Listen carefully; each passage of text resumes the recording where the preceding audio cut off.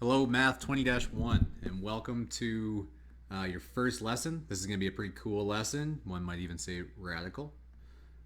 All right, that's the won't be the last of the bad math puns. Um, okay, so the radical expression. You guys have done this in Math 10, and we're just for the most part, it's just a little bit tougher than it was in Math 10. It's the same kind of concept though, and to start off with, we're going to be doing even the same types of questions, so it shouldn't be too bad. But right off the bat, I'm just going to remind you what a radical is. So the word radical means root. A square roots, cube roots, any kind of root. So that could be like a root, like 100 root, right? It could be anything. Um, we need to first uh, look over here, though. So if you look at the names of things, we need to make sure that we're naming these properly. So the index is going to be whatever kind of root it is. So if it's a square root, so square root is just written like that. You can kind of imagine there would be a 2 there. That would be the same thing. That's still a square root, but we get kind of lazy in math, so we just don't write the 2 there as well. So square root is just like that.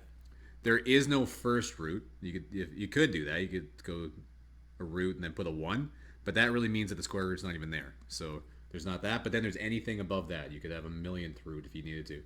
So that's called the index. The radicand, that's going to be the number that's below the square root symbol, or the root symbol, I should say. And then the radical symbol is always going to look the same. It's going to look like that, right? Okay, a radical expression is an expression involving the radical symbol. So these are just examples. They really have nothing to do with each other, but just showing you could have the cube root of 27 or the square root of 25. This could also just be written as square root of 25 without the 2 up front. You can see below here I've got something called like radicals and unlike radicals.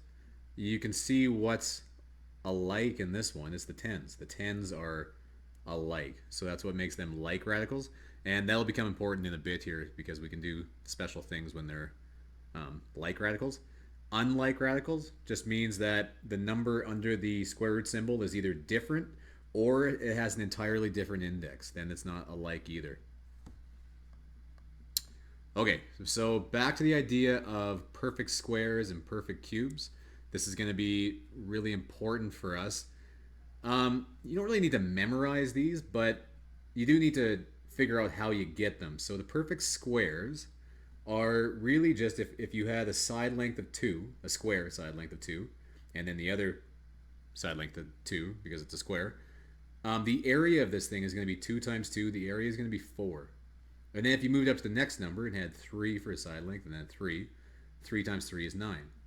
4 and 4, 4 times 4 is 16. So we call these numbers 4, 9, 16, 25, 36, all the way up, right? They're written down here too. These are called our perfect squares, and they're going to become important in a minute here. Perfect cubes, the way we get those is the same, well, really the same way. Let's say that we had this cube over here, and this side length was 1, and then this was 1, and then this was 1, right? So if I want to figure out what the volume of this thing was, that would just be 1 times 1 times 1, which would be 1. So that's our first perfect cube.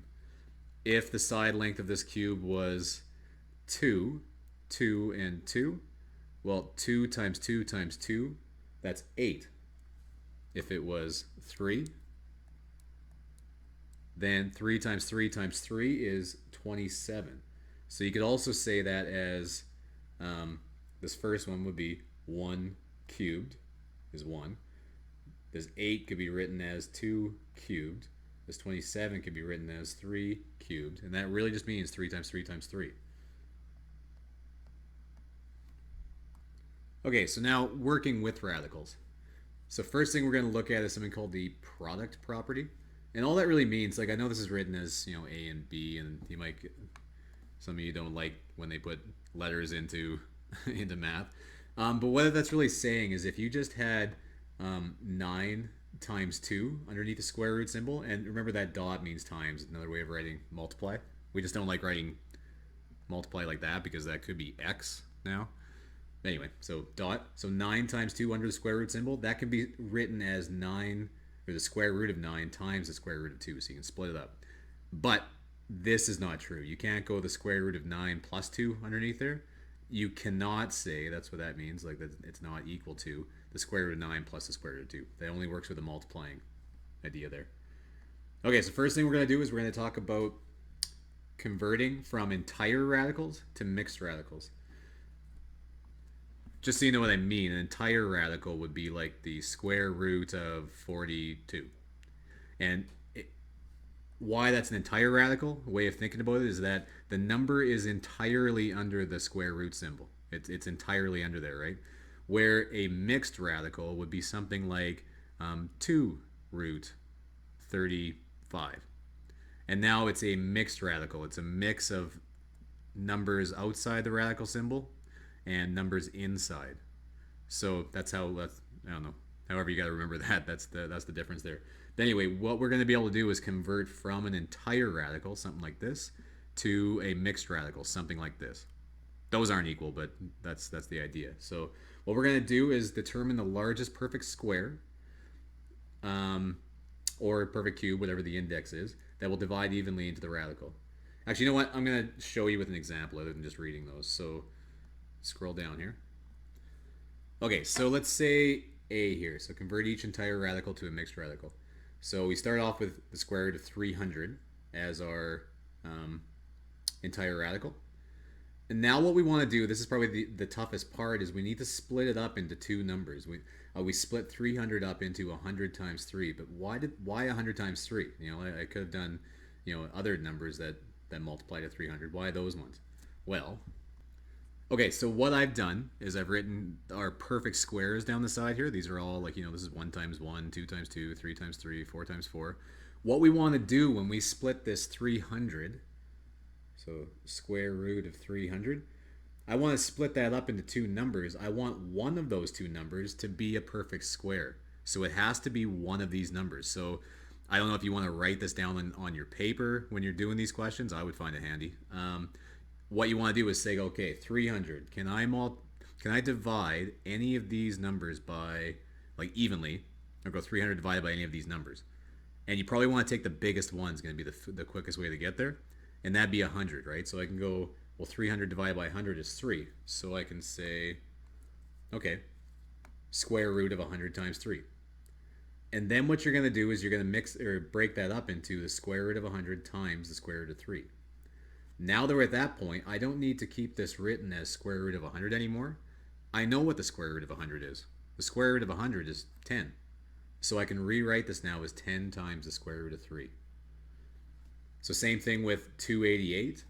And what you would need to do for 288, though, is keep going up with your square roots here. So 11 times 11 is 121, and 12 times 12 is 144.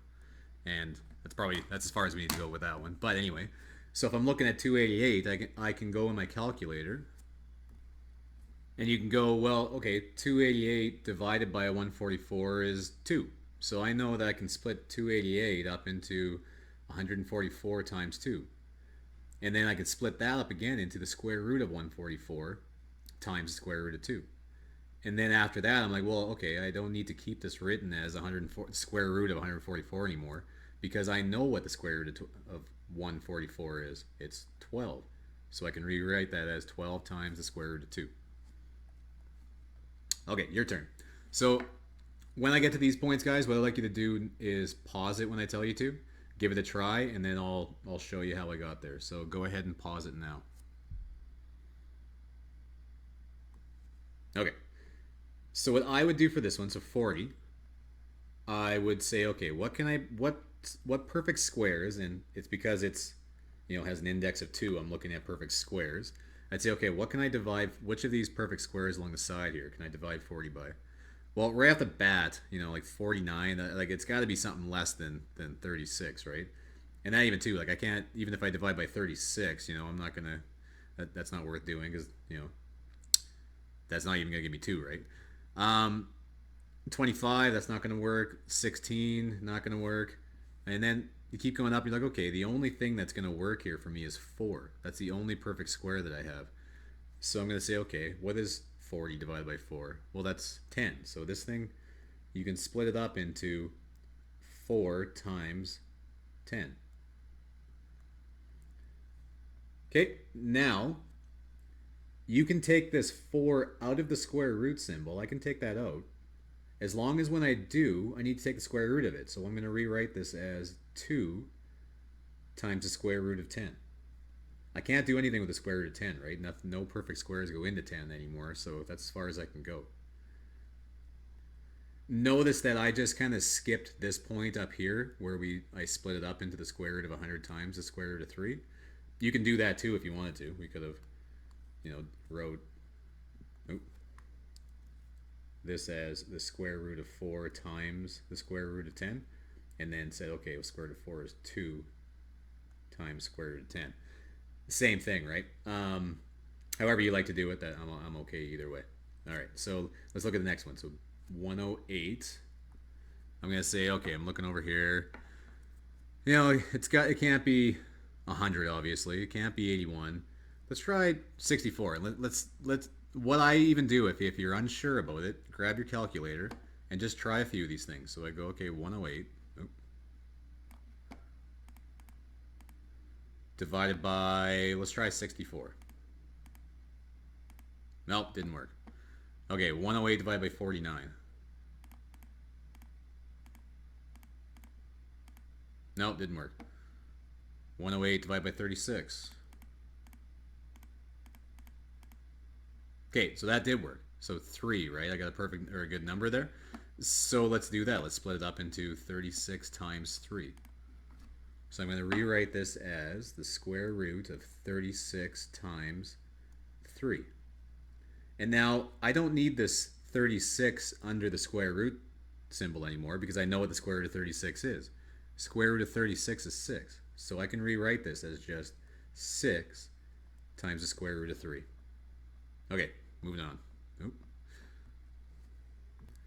Okay, so now we're going to get to this idea of the principal square root. And what I mean by that is if I told you, okay, what's the square root of 16?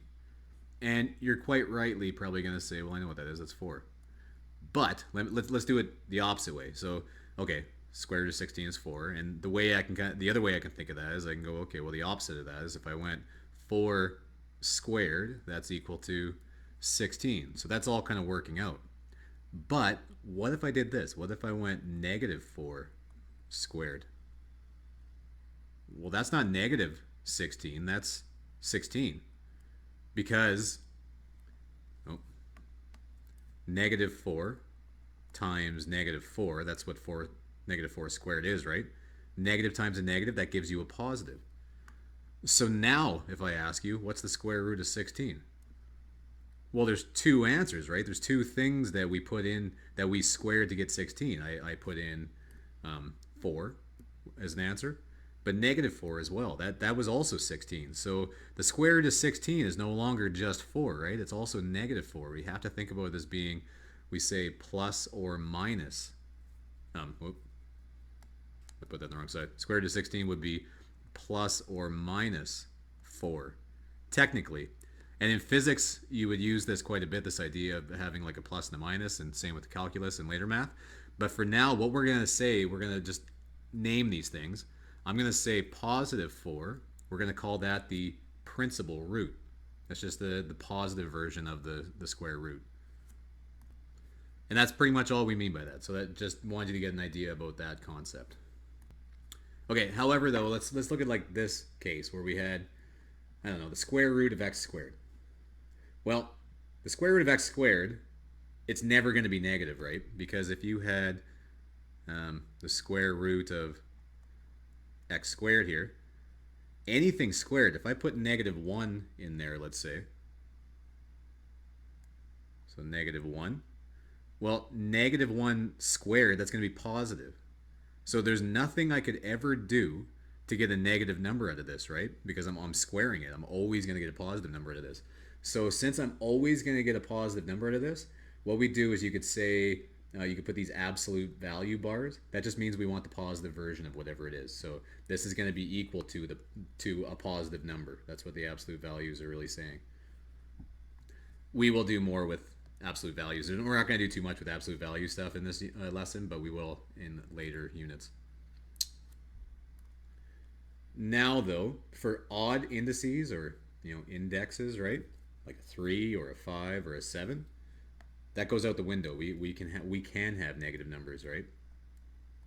And to think about why you can, if I broke this up again, if I went, okay, negative 2 times negative 2 times negative 2, yeah, so I've got a negative times a negative would be positive 4, and then positive 4 times negative 2, that would be negative 8. So to say what's the cube root, maybe I shouldn't write that there. If I said what's the cube root of negative 8, well, that's negative 2. It couldn't be positive 2. That's the only way I got the negative 8 part of that. So that's kind of how that works then too, right? So if you got odd indices, then it's going to be, it could be negative 2, but if I had, the square or it's like square root of 4, we are going to say that is just 2, not negative 2. Hopefully that made sense. Okay, now we're going to bring some letters into this. So this says convert each entire radical to a mixed radical in simplest form. So we look at the square root of 32 times x to the 5. Now, with the 32 part of it, we're going to do this like in stages, right? The 32 part of it, we're going to handle it the exact same way that we handled it up here when we didn't have the letters, right? So 32, I'm going to split that up into, well, actually, I'm going to write this a little bit different than this. You can think about it this way, but what I'm going to do is write this as, okay, I'm going to start off with the square root of 32, x to the 5. Sorry about the messy writing. And then I'm going to say, okay, well, 32, if I looked at my perfect squares, I could rewrite 32 as 16 times 2. So I'm going to rewrite this as 16 times 2. And now it comes down to the x part of it. I'm going to look at x to the 5. Well, I don't know what the square root of x to the 5 is, but I do know what the square root of any even number indice is. So let's say I had the square root of x squared. Well, that's just x, right? You can think about that as like canceling. We've got, a square root and a square. They just kind of like cancel with each other, right?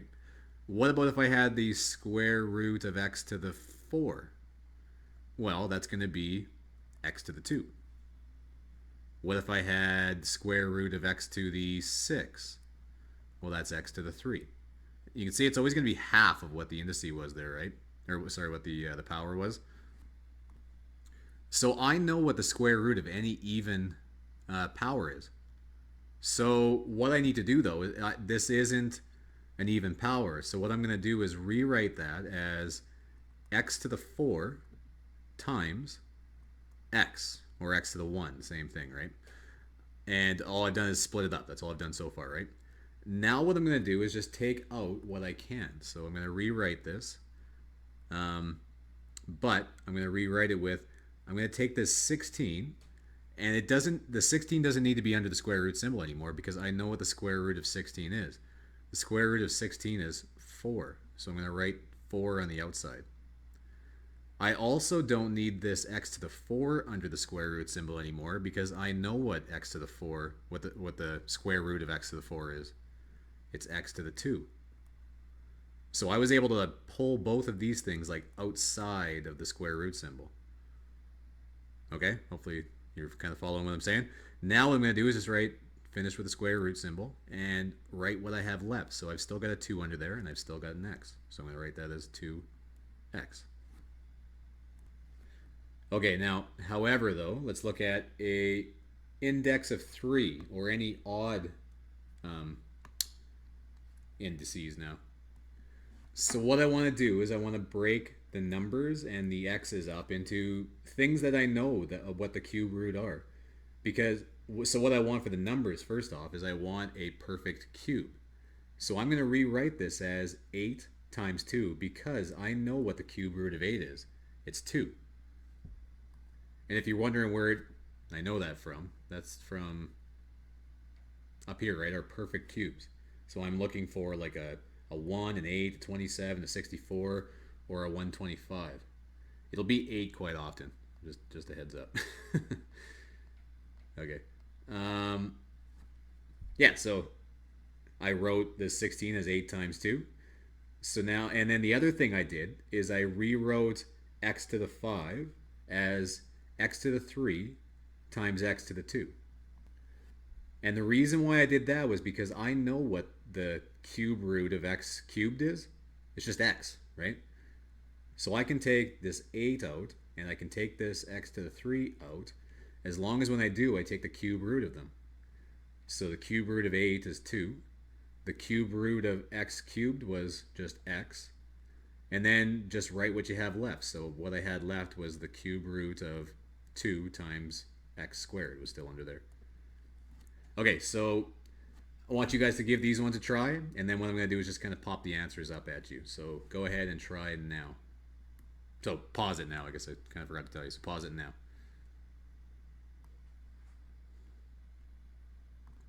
So I'm just going to kind of pick up from here and make sure you guys kind of know what I'm doing this at the end here.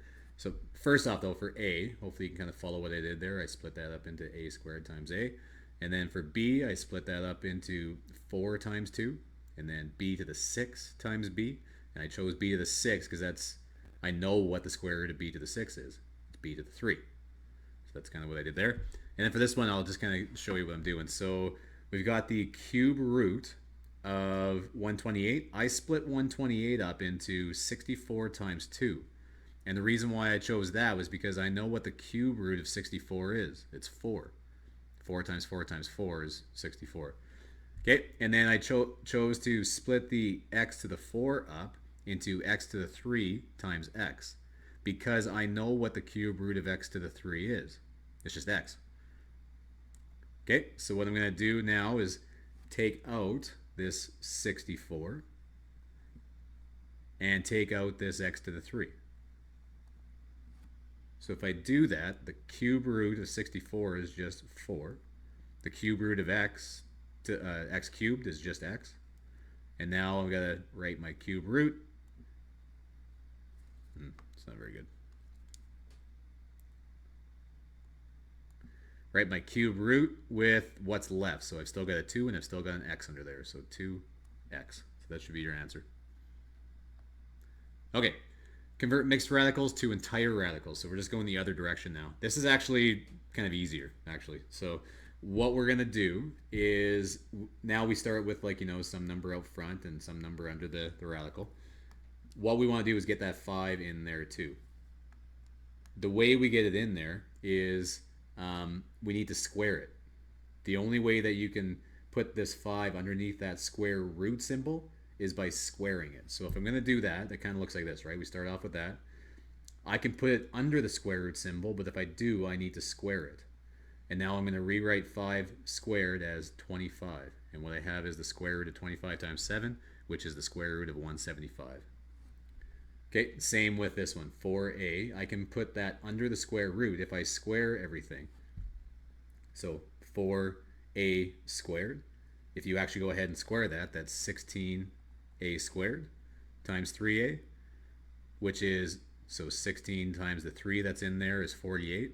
A squared times a, which is under there, is a cubed. And I'll let you guys kind of look, go ahead. Well, actually, no, I'll show you the last one too, just because it's a cube root. So this one, though, we've got 4a on the outside and 2a squared on the inside. It's going to be the same thing, but now since it's a cube root, we have to do the opposite of that. I need to cube it to get it inside. So I'm going to write this as 4a cubed, and then just expand that. So 4 cubed is 63, a cubed is a cubed, and then I'm left with 64, and there's a 2 in there, so I'm going to multiply 64 times 2, which is 128. A cubed times a squared is a to the 5. Okay, so go ahead and give these ones a try, and then I'll pop the answer up at you. So go ahead and pause it now.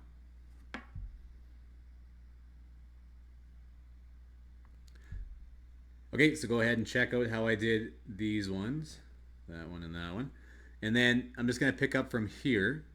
So what I've done is this is a cube root, right? So I had to cube it to get inside, so that's what I've done here. So I've got 3a cubed.